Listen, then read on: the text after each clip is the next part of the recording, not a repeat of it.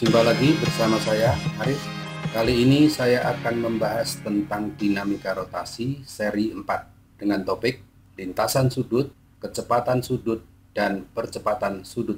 Yuk, kita bahas lintasan sudut. Lintasan sudut adalah besarnya sudut pusat lingkaran dilambangkan θ dalam satuan radian. Lintasan sudut satu putaran adalah 2π radian. Kemudian rumus lintasan linier di sini antara S dan θ. Jadi hubungan antara S dan θ. S adalah lintasan linier dan θ lintasan sudut. Jadi S sama dengan θ kali R. Biasanya rumus ini bisa diberlakukan untuk yang sudutnya relatif kecil. Dan keterangan S adalah lintasan linier, satuannya meter, θ lintasan sudut, satuannya radian, dan R jari-jari lintasan, satuannya. Untuk menghitung sudut dalam satu putaran dan menghitung banyaknya putaran rotasi suatu benda dapat digunakan rumus sebagai berikut. Jadi ini untuk mengubah satuan, jadi θ dalam derajat itu mau diubah dalam satuan radian, maka dibagi 180 derajat dikali pi radian.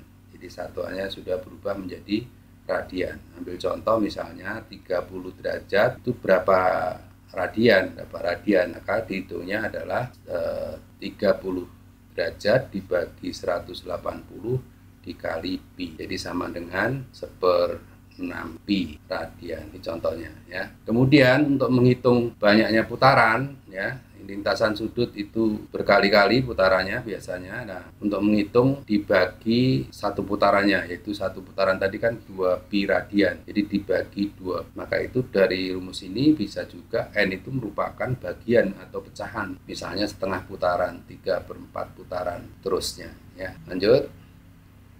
Sekarang kecepatan sudut.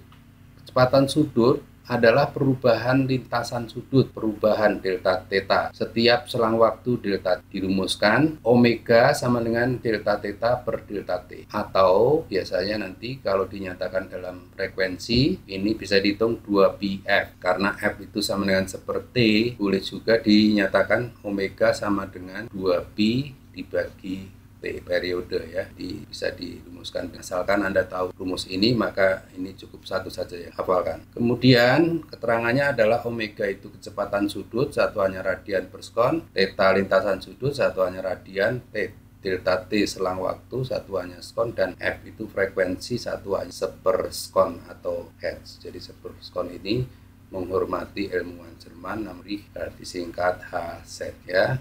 Oke, lanjut kita bahas percepatan sudut. Ya, percepatan sudut dilambangkan dengan alfa. Jadi percepatan sudut adalah perubahan kecepatan sudut delta omega dibagi waktu delta t. Rumusnya adalah alfa sama dengan delta omega per delta t. Dengan keterangan alfa adalah percepatan sudut, satuannya radian per sekon kuadrat, omega kecepatan sudut, satuannya radian per sekon, dan delta t selang waktu satuannya sekon.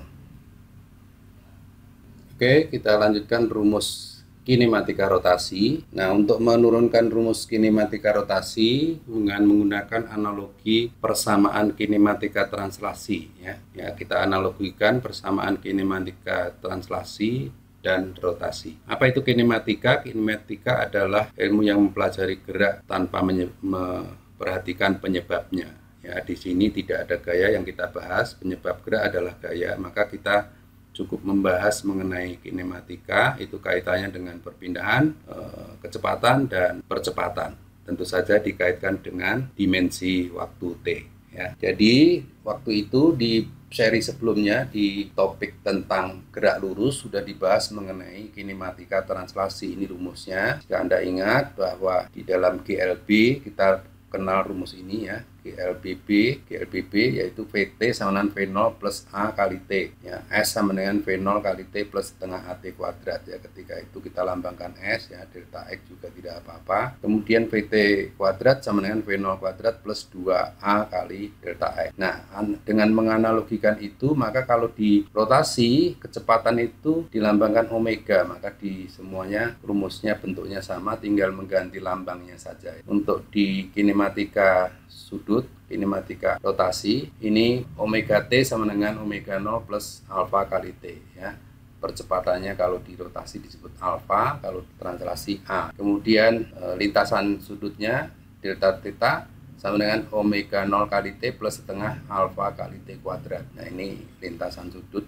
delta theta, kalau lintasan linear delta. Kemudian omega T kuadrat sama dengan omega 0 kuadrat ditambah 2 alfa delta theta. Itu analoginya nanti kita bahas dalam contoh untuk supaya lebih paham, kita bahas dalam contoh. Oke, semoga bermanfaat. Sekian dari saya, sampai bertemu di seri berikutnya.